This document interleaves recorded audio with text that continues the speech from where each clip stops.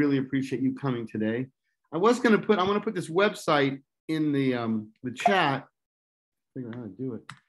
And it didn't link right, but it's tametheweb.com, and it's Michael Stevens, who much of my librarianship work is influenced by him, and actually the ESU library has his monograph, Wholehearted Librarianship, which is an excellent read.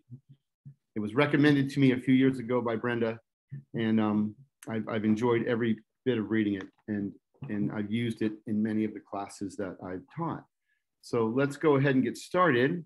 I see some very familiar names in here, Kristen and Dan Alexander, and a couple others. So I appreciate you taking the time to come in. I do have 3 engagements where I would like you to put something in the chat, and I'll tell you a little bit about this idea of empathetic librarianship. And our dean was nice enough to let me create a class in this, and we're on our 2nd go this summer. And it's really how I've worked in libraries since 1997. It's really how I've modeled my work. And we, Mike and I were just talking about this, this kind of profession that when you get into it, it's about caring, it's about helping people. And I have a very short clip that came out like a week ago, like 8 days ago, that I want to play. And I found it, on point for what I'm talking about today. So let me move along here, and I'm going to play it. I do believe that libraries are citadels of knowledge and empathy, and they've been extraordinarily important in my life. And I want to thank all the librarians out there, whether you're in a small town, big city, you opening up the world for our children, giving them access to possibilities that they might not otherwise have, creating safe spaces where reading is cool. You mean a lot to not just those individuals who benefit from your work, but you mean a lot to our democracy and our country. So we appreciate you. Keep it up. So I don't know, did anybody see that last week when it came out? You guys can participate at this point. I'm encouraging you. You'll get extra, whatever. Nobody saw this last week? Oh, we got some texts. I got some chats here. I'm looking at the chat right now. Nope, missed it. Oh, good. I shared something with you. Oh, you saw it someplace else. It's a great message. I mean, I've listened to it a couple times over the last week, and, reading is cool, and librarians are great, and libraries are important, aside from any political or differences like that. I mean, this is a good message wherever it comes from, and it's coming from a former president. So I like it, and it made me feel good about what I do, and I would encourage you to share it to your librarian colleagues. I do. Okay, hold on, I got to move on here. Okay, so here's my plan for today. So I want to discuss empathy in the library profession, some best practices that we've shared in the class that I'm teaching, some terms you may have seen before, and some of them are social work type terms. And you might see some libraries that actually have a social worker in the library, and that's not unheard of these days, especially in a public library, depending on the area and the target population that they serve. And maybe, kind of a philosophy of being empathetic in your practices, and other interaction focuses. So we'll talk about that. There's some, I try to develop some outcomes. Now I know some of you, but some of you I don't know. And I would like to connect with you. That's always a goal with this. Part of being a librarian is networking and developing relationships with people, all kinds of people. And honestly, I think that makes me a better person, because I do see differences as opportunities and not deficits. And that's the key thing. Having lived in Kansas for 5.5 years, and I haven't been there for 8 years, and I go back just about every year except last year, I have these relationships that I never would have had I not gone out there. And, in middle America, in Topeka, Kansas, one of my favorite places. And I tell people all the time, I think I might retire in Topeka, Kansas or Emporia. I don't know why. I live in Tucson, Arizona. Most people come here to retire, but that Midwest area, that area there has some great opportunities and possibilities, and I've met some great people. You know, I would like you to be able to define and describe some ways we can use more empathetic practices with our library users. You know, using empathy is important, and it is a process. So I have a little agenda. You know, this is just like I planned it and I practiced.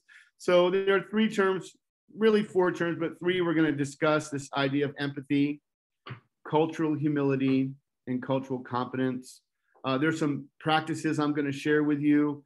And then, you know, the key to really showing this and displaying in the library is through library programming. So I'm going to share some links with you of programs. Some of them just came out within the last couple of weeks that are pretty incredible. So I will ask that you participate in the chat. I'm going to ask you some questions.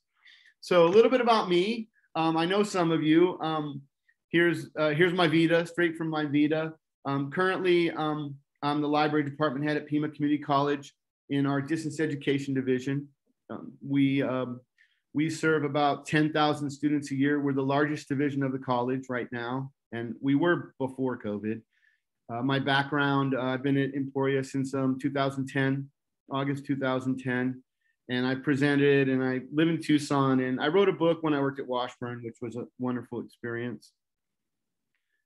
Here's my work experience. So I worked at ASU for 6 years and U of A for 5 years, Washburn for 5, and now I've been at Pima for almost 8.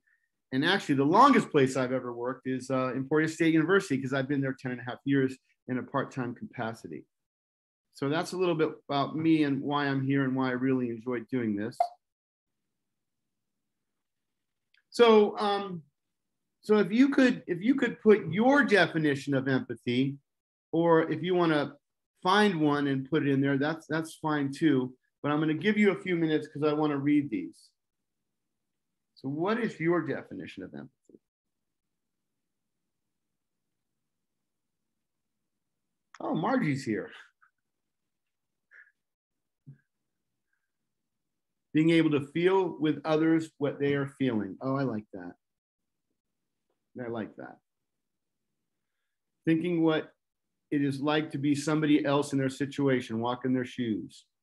Whoa, they're coming in fast. Ability to relate and feel others' experiences. I like that. Seeing things from someone else's point of view. And it looks like Stephanie was going to write the same thing as Megan, so we're all on the same page. Kindness to everyone, even if you've never been in their situation. Looking at the situation from their lens. I like that. That's a good one. Setting aside my views or beliefs and thinking about things from their view. You know, we have a patron that comes regularly in our library, and we have adopted her. We adopted her, and we know exactly what she's going. And empathy is not sympathy, and that's important. That's a good one. So just a few more seconds, and I'll give you that, and then I'll put up what some of I've read, and I do have some sources on here as well. So, okay, I think we're doing good there. Okay, so, and this is from The Art of Understanding Others, which is social empathy, and it's a Elizabeth Siegel book. So empathy can be defined as a broad overarching concept that includes 2 parts: interpersonal empathy and social empathy.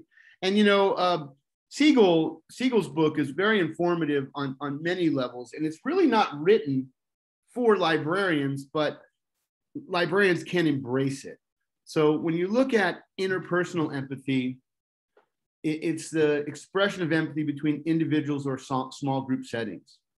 It is the most common use of the term empathy in research and popular usage. So if you were doing some research and you looked on interpersonal empathy, you would see this, this relationship, so to speak.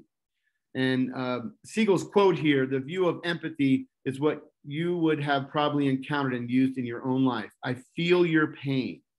You know, may sound trite, but when someone else understands that you are feeling or what you are going through, you feel heard and validated. And that is important. And that genuineness of that, and I've seen this with librarians all the time in my, in the libraries I've worked in, or even my public library. I tell people all the time, I live a half a mile from Barnes and Noble, a half a mile from Bookman's, which is a used bookstore, but it's amazing, and a half a mile from a public library, and 3/4 of a mile from the college library where I work. Although I've never walked to any of those because it's too hot. I've always driven. But if I walk in those environments, even the Pima County Public Library around the corner, I see a lot of great things happening. I see it more and more now, even as COVID kind of winds down. So Siegel also discusses social empathy as a broader application of interpersonal empathy.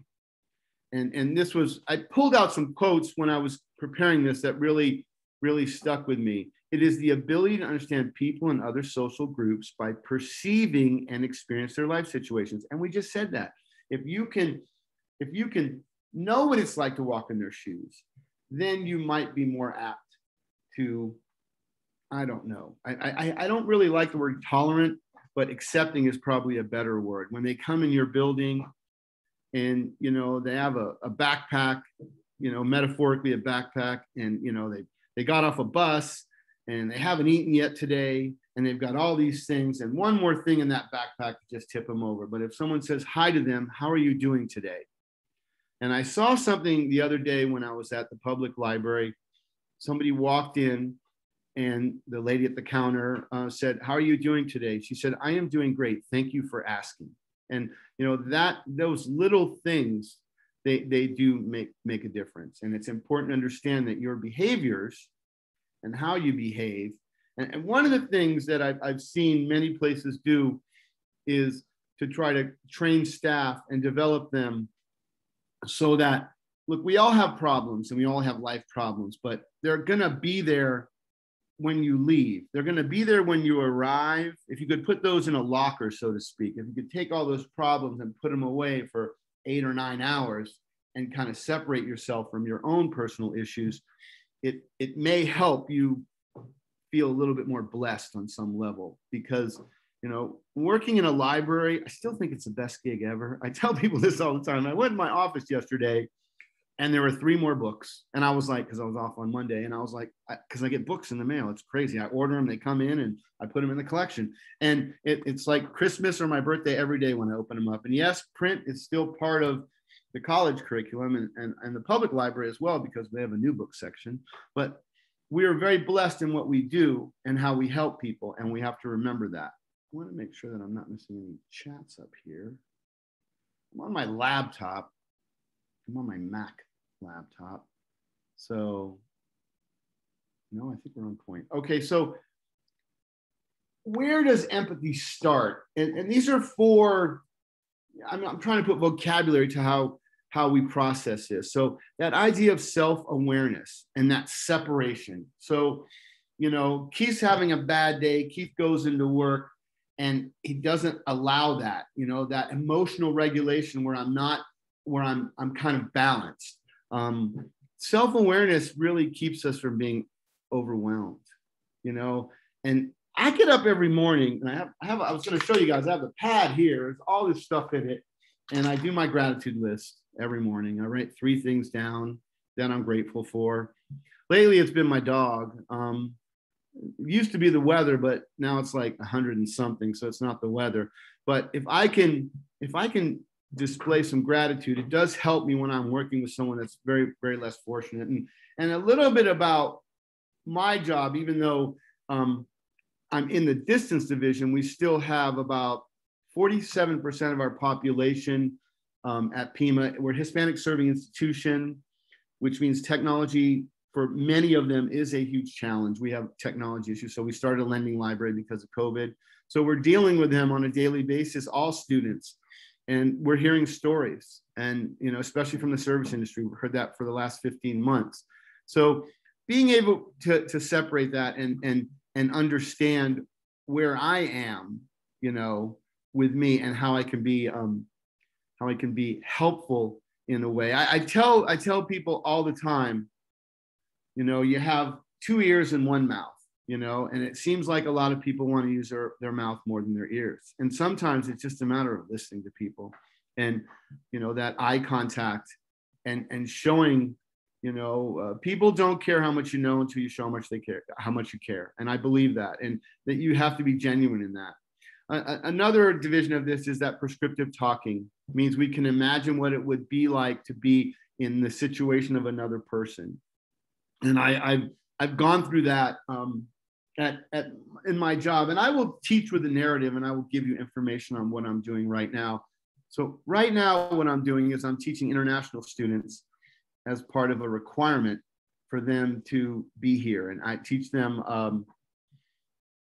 2 years and 1 month. Okay, I'm glad, Dan, someone else is using that.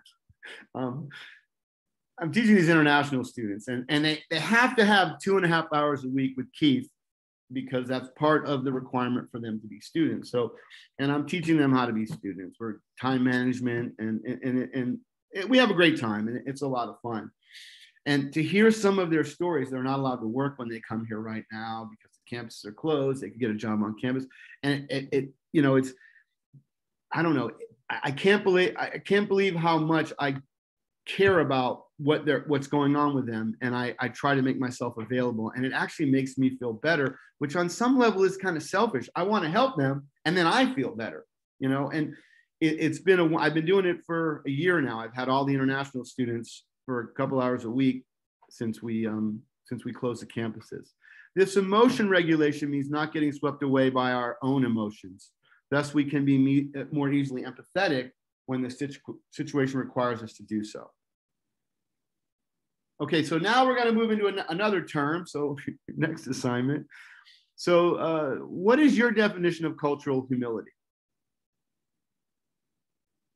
And if you want to look online, please feel free to do that.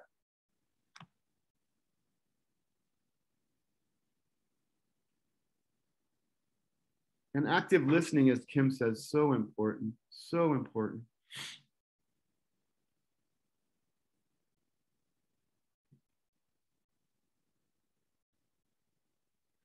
Believing all people are equal. The idea that your culture are not the center of the universe. Nice. Librarians always come up with greatness. Not assuming that our culture is superior and that you don't know everything you need to know about our culture. Especially for us white folks, as Stephanie puts it, if I can quote her.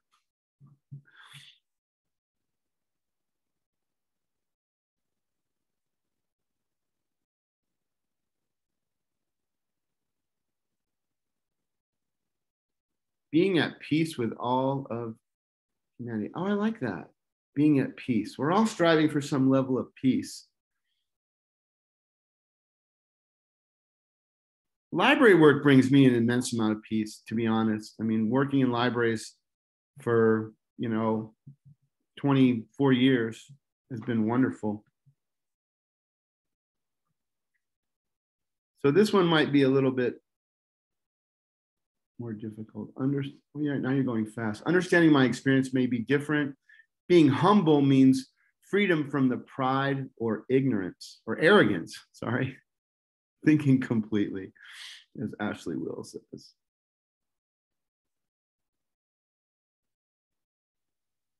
Thinking complexly, sorry. My eyes are bad.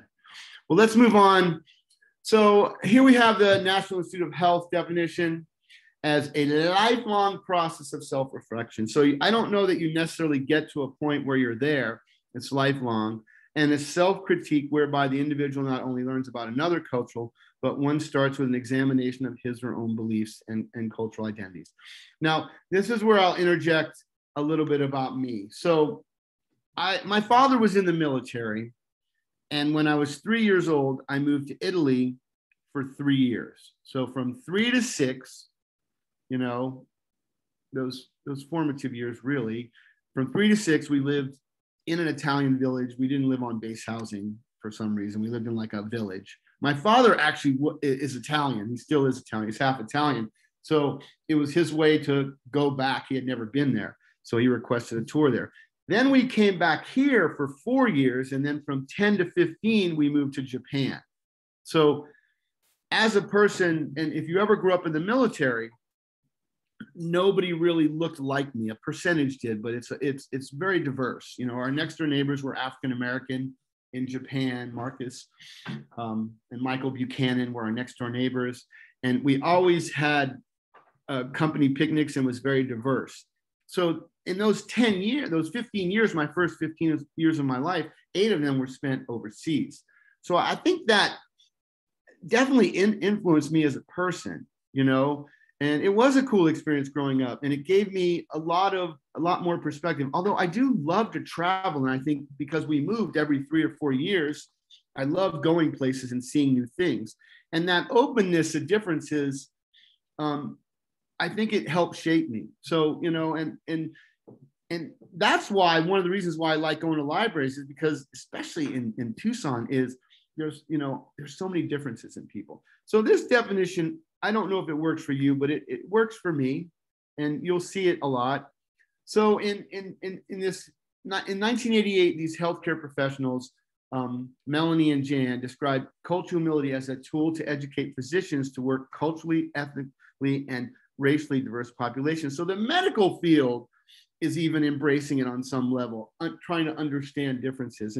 And this is a really good time to be talking about this. At Pima Community College, diversity, equity is inclusion.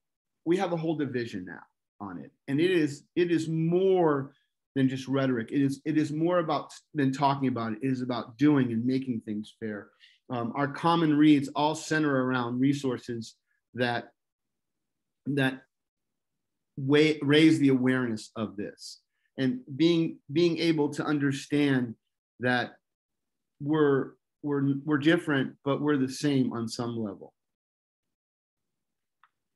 The concept, however, carries meaning for any clinical researcher or social advocate who is studying and or working with someone different from themselves in terms of race, ethnicity, gender, religion, sexual preference, socioeconomic status, or geographic location in any cultural context and in any part of the world. You know, and I always think of this, we're all in this together. Now, I don't know how many of you are actually going into work or being around people. I actually go in, I'm at home today. I do this at home. It's much easier. I'm sitting at my kitchen table. But we're going to open on August 2nd. We announced today we're going to open our 5 campuses on August 2nd. So the public library where Ashley works is open. And we've been largely segregated since March 17th. I mean, I haven't seen people since March 17th. So it's going to be an important time to reestablish these relationships. And what a better way than to talk about these topics. One of the things we're going to talk about is cultural humility in our trainings at work. We're embracing it. Oh, Deb is opening July 19th. So it's important that this is a continual thing. It's not, you get to a point you say, well, I'm culturally, I mean, I've reached that pinnacle, you know, and it's something we have to work on. I definitely work on it on a regular basis, and I have to be aware that I have certain, you know, I'm old. I'll be 58. I'm a little older, so I have to be more open-minded to things that I've never really looked at. So now we're going to go to our 3rd term, and we're doing great for time. Cultural competence. So if you could put something in the chat, your definition of this.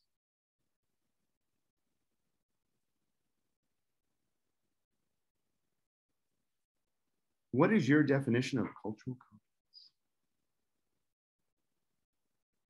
Put your thinking hats on. The internet works great too. I'm always a fan of finding information. Learning about a cultural different from your own, so that you develop some knowledge or competence with that group. Yeah, I like that. Interacting with different culture without offending them. Area of world's rock, tree, and custom. Okay. Aware of. I get better glasses.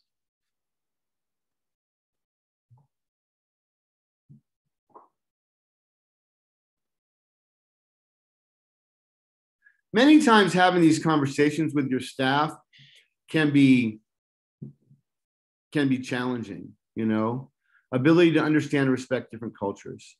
Empathy for how other cultures may differ from my own individual perspective. You know, learning and understanding a different culture, you're right, Margie, that's a lifelong journey, you know. Being able to, you know, I used to pick a country and I would just try to read about it. And we used to make Pathfinders. My first 2 years at Pima, we would make LibGuides, and we would do it on a country, and we'd just try to learn as much as we could about it. But let me move on to my slide, because we saw this in some of the definitions. The cultural competency is the ability to understand and interact effectively with people from other cultures. You know, not to feel uncomfortable, to feel, and I guess because of my childhood and because, you know, I went to Arizona State University as an undergraduate. We had a huge international population there, and it wasn't uncommon to see many countries represented. When I started at Pima, they created a Somali refugee center. So we have a whole center devoted to refugees that come here, and I present to them, well, I did pre-COVID, you know, a couple times a year. So I think once you get that experience with people of differences, I think it becomes, you know, fun. You know, I was sitting at the pool here the other day, and you know, a couple came in, and, you know, they had a little son, and, you know, we started talking, and she said she was from Indonesia, and I was like, oh my gosh, tell me about Indonesia. And we just had this great conversation about it, because clearly she was the expert, I wasn't. And of course, afterwards I had to read more, because that's what we librarians do, right? We find information. And it was amazing how much I learned from that little interaction if I would not have started talking to her, you know? And sometimes engaging with people can give you an education on some level about things you don't know about. And clearly it did with me. What do you need to be culturally competent? And it starts with that understanding. You know, you've got to understand your own before you understand someone else's. So understand who you are and where you're from, and that is important. And being that, you know, my father is half Italian. We learned a lot about Italy because he wanted us to know where we're from. And you know, he grew up in Boston in a very, very racially divided area back in, you know, the 50s, and he's 82 now. And he was able to give us those kind of lessons. So sometimes it does start, you know, in your home, in your childhood. It's really difficult to understand someone else's culture if you aren't familiar with your own. Willingness to learn about the cultural practice of others, things that make us feel uncomfortable sometimes. We need to try to understand them, because that difference may not always be a negative. It may be something that you can learn from. And you have to have a positive attitude. You know, I pretty much believe it's half full, you know, about life. I mean, I guess I could complain, but I get books every day I go into work. I work in a library. I work with great people. And I think attitude can be part of it. How my attitude is, I determine my attitude, and that's important. And those differences are seen as opportunities is important. We can learn from others, we can benefit from others, and even the patrons that seem like they have problems, you might be able to learn from them. So a few years ago, as part of my programming, I got this idea that I would cut homeless citizens' hair. But I don't cut hair, but I went to a barbershop and I said, hey, how would you like to donate for your barbers? We'll feed you, and we're going to try to get as many homeless vets in there, because there was a halfway house. It was like 2 miles from the library. And I was like, I want to get all of those vets in here, and I want to give them a haircut, and we had to get like licenses to cut hair, like off-site. We had to get approval, and we got everything approved, and we did it. And we went to the halfway house and we put flyers on all the doors and said, free haircut, and you get a free resume as well, because we required them to write a resume before they would get a haircut. And I will never forget, I sat with this one man, and he had a master's degree from the University of Michigan. He went to Ohio State for his bachelor's degree. And you would have never, ever guessed. And he was brilliant.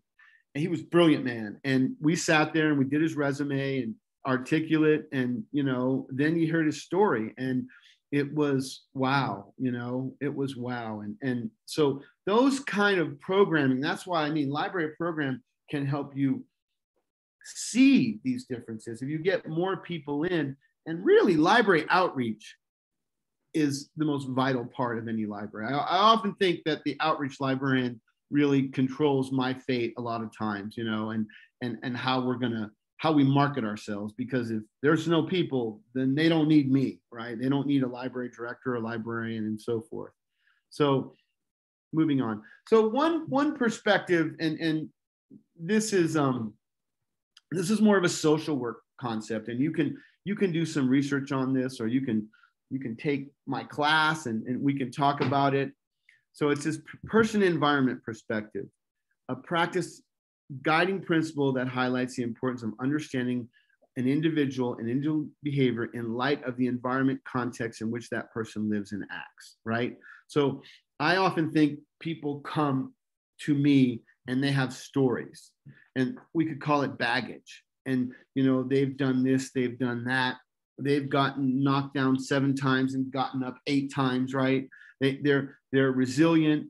And, you know, humans are very resilient. And the people that come in your library, they have a lot of resiliency. And you have to be able to connect with them to fully understand what that means to them. Their day is not your day. And many times what happens is they will come in the library and you will be the only person that they speak to that day. They haven't had any engagement with anybody else.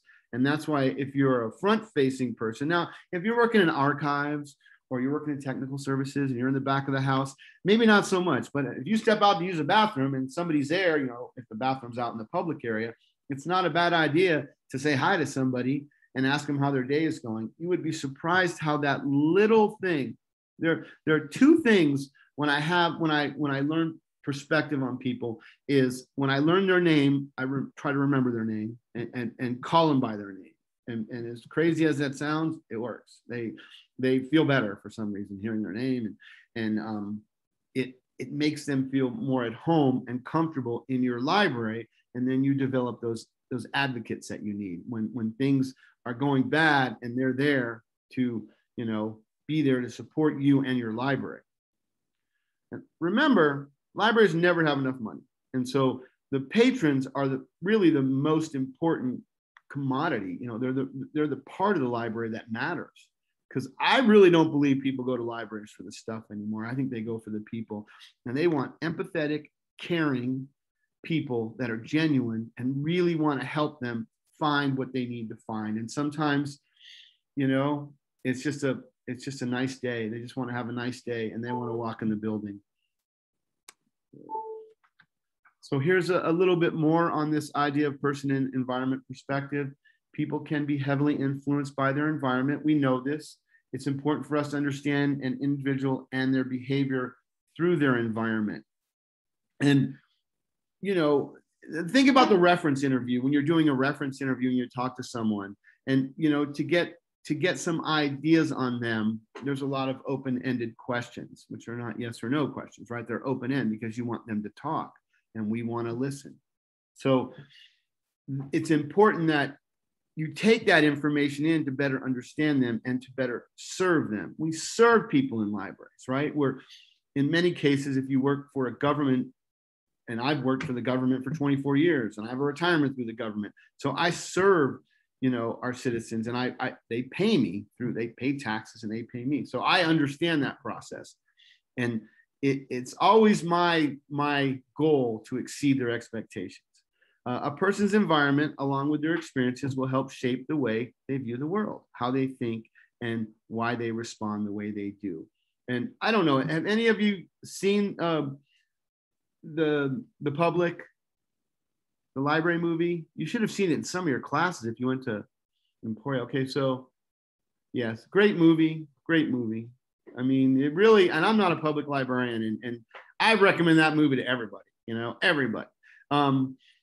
Those, we have to understand who we serve, know your audience. Oh, yes, my local arts cinema showed it. Oh, that's good. I got to go backwards here because I missed a comment. We're doing good for time. We want to go for about an hour, like maybe 15 more minutes, and then, or 10 more minutes, and then I hope you have questions or you want to. And the one thing that I will tell you is, I can't scroll back for some reason. One thing I want to tell you is, this has worked for me. It may not work for you. Like, people call me Keith, it's because it's my name. It works for me, and my approach works for me. And you have to teach and lead and be a librarian in your own skin. So here are some habits of highly empathetic people, the HEPs, as Roman calls them. Cultivate curiosity about strangers. Like, where are you from? What are you doing? That can turn some people off, right? And those of you that know me, I've asked you questions like, where'd you go to high school? Where'd you grow up? What's your undergraduate major? And, with the right situation, it works. In the wrong situation, it doesn't. I mean, and it can turn people off. Challenges prejudices and discovers commonalities.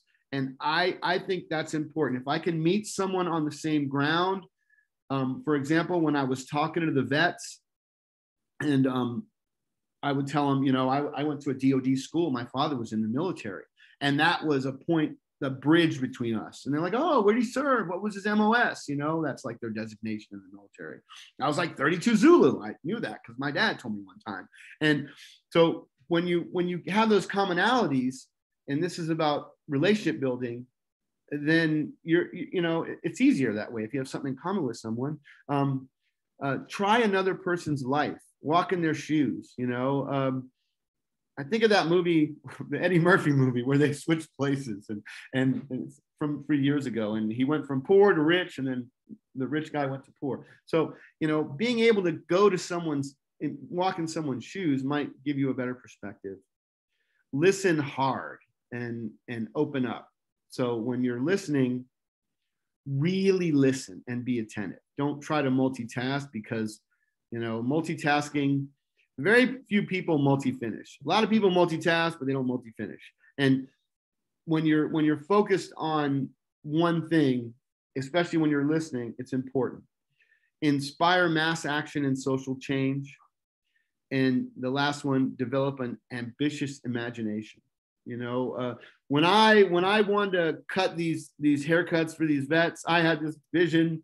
All I wanted was 25 people to show up, and 36 showed up. So I was over the edge. Like, that was, if I get 25 people to come in there and do a haircut with these 4 barbers. At one point we had a line, which was great. And those kind of programmings really work.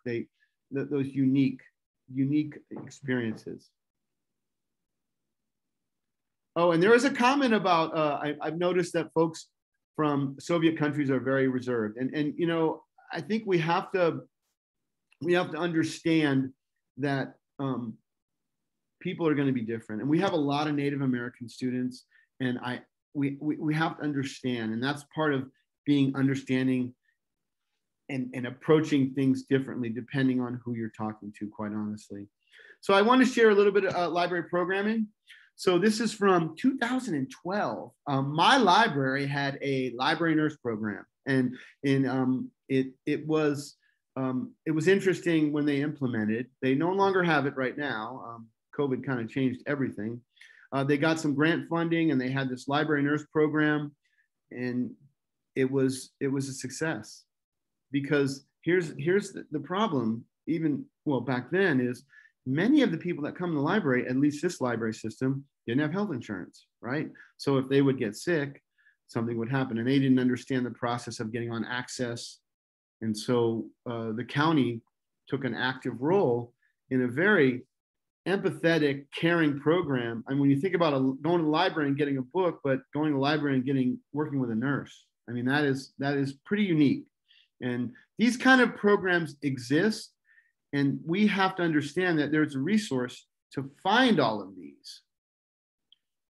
This is a new program that came out 8 days ago.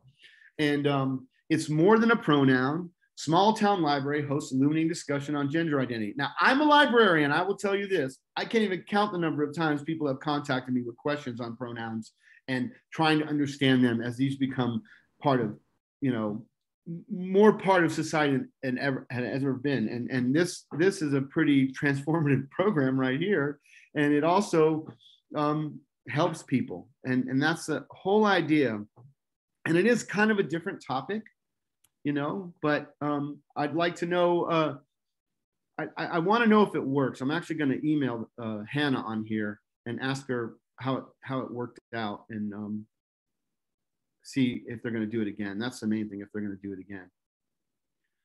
So a couple things I want to go to this site real quick, and hopefully it should work. I don't know, have anyone ever been to the Programming Librarian site? Those of you that do programs. Yeah, this site is, now remember, when you're a librarian and you're creating something, you don't start from scratch. You benchmark, you look around. There are 150,000 librarians in this country, I think. I don't know. It's good to look at, and then, if you are a librarian and you come up with a program that you think is diverse, it's inclusive, it's equitable, then you go to your director or someone, you say, hey, I want to run this program. I want to start this program. That kind of initiative. Now, remember, the biggest challenge with develop any kind of library program is probably the cost, if you don't have money, because everything costs money, even food. For the haircuts with vets, what I did was I went to Food City, Walmart, Target, and on letterhead, and I requested gift cards. And so they gave me gift cards. So all the food was donated. And we did buy we did buy some supplies that the college picked up because we didn't have enough money left over. But it's pennies on the dollar a lot of times. Some of these stuff can be free. Now, remember, with COVID, things are a lot different now. I mean, we're doing an event at the library on the 18th of August, and we have to order all box lunches. So we can't have any kind of open food, right? Things are going to change. The one thing about this website is you can find some great ideas. I want to show you a couple more. So this is like a great stories club. And actually, I'll put the link in the chat. I think this is a great way to teach empathy if you pick the right resources. So depending on the 3 or 4 books that you pick, for this one, their themes were empathy and heroism. So that's their 2 new themes. And if you can run a great stories club and it can have a message in it, if that makes sense, then it's a win-win. They're reading, and they're reading about something of value, and something that can help them. Let's go to this one here. This is a relatively new one too. Came out last week. The budget was $251 to $500. This is a friendship quilt. A lot of librarians quilt. I will tell you that they do. They make quilts.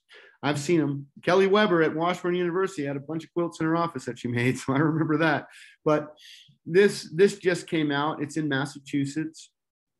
So this is a nice, friendly type, and the quilts could have some culture involved with them. You could, how you do it is up to you. And remember, when we borrow these ideas for programming, we can make it our own. I always suggest giving attribution. If you were going to do something like this, you would email Sarah Sullivan, who created this, the head of reader services in Massachusetts, Nevin's Library, and you say, hey, I really want to do this at my library. Can you give me some guidance? And you know what? They will. They will help you. That's what we do. Librarians help. So this is another example. Let me close this up. I want to leave some time for questions if you have them. And the last one is, this one came out in May. And this is a helping older adults manage their finances. And, you know, when you think of a library providing information, sure, we provide information on financial literacy, but having a program where they could come in and maybe you work with someone in the community to help them better understand where their money is going. That's interesting programming. I don't know if any of your libraries, any place you work, do any kind of financial literacy. If you could, if you do financial literacy, please share it in the chat.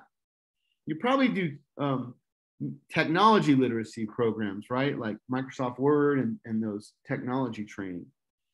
But financial literacy is a different one. Pima County does some financial literacy workshops for seniors, but not systematic programming like this.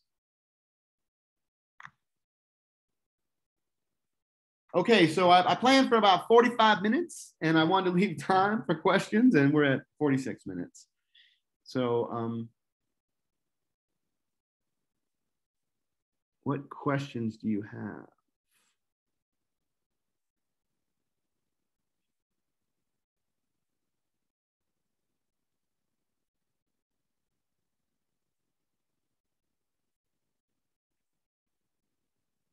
Oh yeah, I'll share the slides. Let me do that right now. I thought I put it in the chat way back, but you weren't, nobody was here when I put it in. Let me go back and scroll up. Give me 1 second.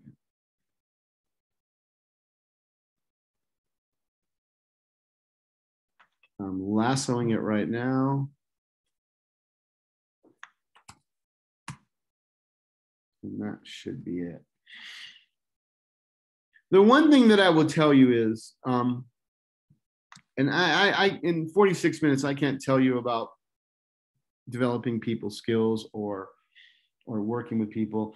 I've been teaching college for a long time, and I've worked with people, and I tell people I'm not a great teacher, I'm a good teacher, but I'm a good person and I care about people. So if I, you know, this week I'm reviewing 2 cover letters and 2 resumes. And, you know, we're helpers. I was a job reference for someone who got a job in South Dakota. That made me feel amazing, which is still a bit selfish because I felt amazing that I helped somebody. You know, I mean, I was happy for her, of course, but I was like, oh, I helped somebody. So I don't know, those wins really helped me. And one of the things, and I will tell you, if you want to connect with me on LinkedIn, I'm connected with a lot of Emporia graduates and library directors throughout the country. One of the things, networking is super important if you're looking for job mobility. I mean, I do look at the ALA job list every day. I go in there and look, and I review them, and I see the job. And, you know, I don't know if I'm in my last job. We got a question from Kim. Do you see new types of library positions develop in the future to help with community outreach? Absolutely. You know, if you look at some of these jobs on ALA, I've seen one, you know, marketing director, and they want an MLS, right? Technology, or the student success librarian. That is a relatively new position. I see those all the time. The first year experience librarian position is a good one. Stephen Woody, a graduate of this program, he's the FYE librarian at Washburn University. I had that job way before him. That FYE job, you'll see that. Public libraries are pretty structured. You know, there's like a librarian 1, 2, and 3 usually. That's what I've seen. I mean, or you know, a library assistant 1, 2, and 3, or a librarian. They're a little different. But academic librarians, we could come up with cool titles, and you know, health science librarian, an outreach librarian. And I do see us changing the way we're doing it. I think there'll be immense opportunity. Data management is a big one. Yeah, you've got to be able to, that technology librarian, the back of the house, or the conversion to e-resources is another big one. We're moving lots of print money to buy databases, right? Because, you know, COVID showed us that. And we ran a curbside service, and I think we checked out 6 books a week. 6. I'm not kidding. I don't know what the average was, but I know one week we had 6. But the idea that e-resources, people still love print, but e-resources we have to be very creative with. So having that idea, yes, I'm in public right now. We have up to 5 or 6 of those are, oh wow. So yeah, we're changing.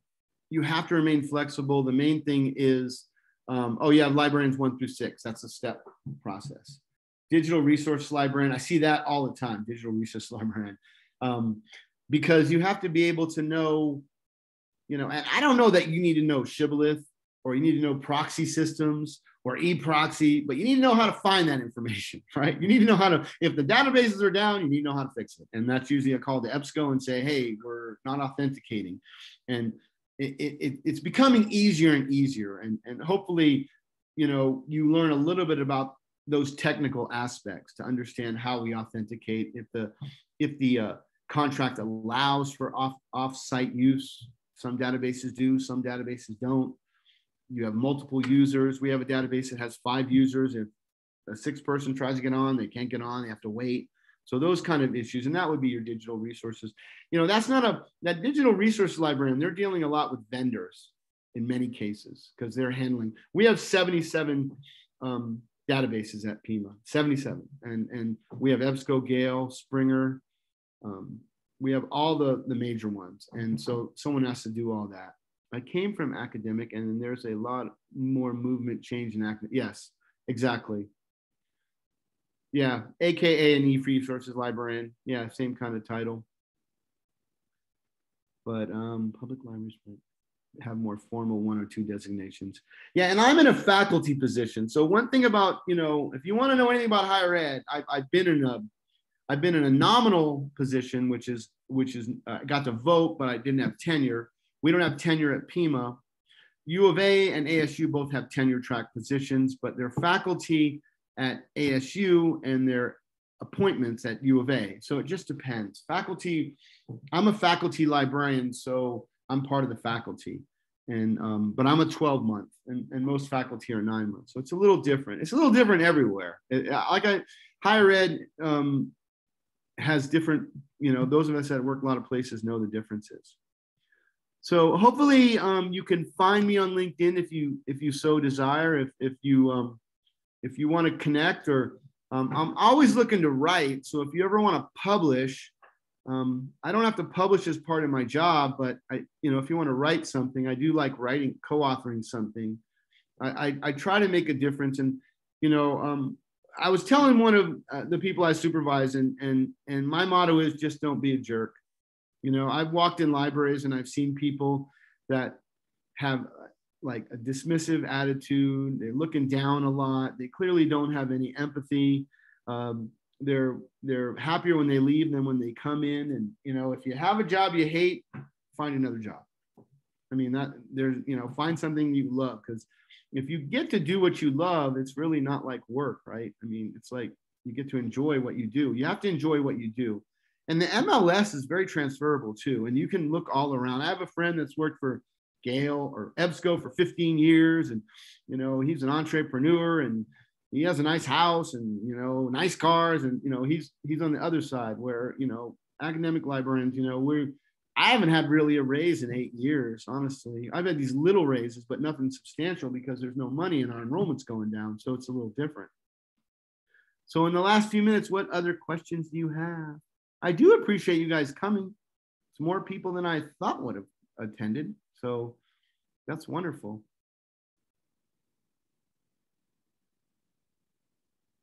I see a lot of familiar names. It's so cool. I like seeing people out in the community. That's why we have to connect on LinkedIn, and then that's where we plot how to change libraries and make them friendlier places. And excellent, Deb. Thank you. Yeah, I'm a pretty enthusiastic person. And yeah, I mean, I love what I do. I'm blessed. I don't know, working in libraries. I mean, I have books everywhere. I read all the time, and I'm helping students constantly. So I have a couple student appointments tonight with ESU students finishing that LI 880. I'm excited about that. Find what you love and then do it. And libraries are places that you can learn to love and find that perfect library, and that you're happier. Yes, there will be a recording. Mike will post it on that site, I believe, and there'll also be a link to the slides. And in the last few minutes, if you guys don't have anything, I'll wait a little bit longer and enjoy your day. In Tucson today, it's about 103. I will not be going outside. It will be too hot, and I will stay in the air conditioning of this place. Hopefully it's cool where you are. In Portland a week ago, it was like 115. It was hotter there than it was in Tucson. So the weather went, I guess, to the west. I want to thank everybody for attending.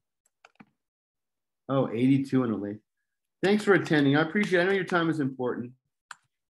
And you give me a lot of energy by doing this. Have a wonderful Wednesday. Good to see you, Stephanie. And Margie. Familiar names.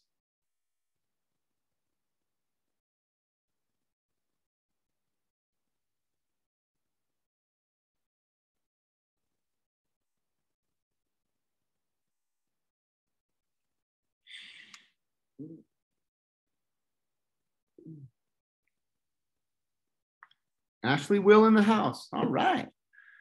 Seeing all these familiar names. Wonderful.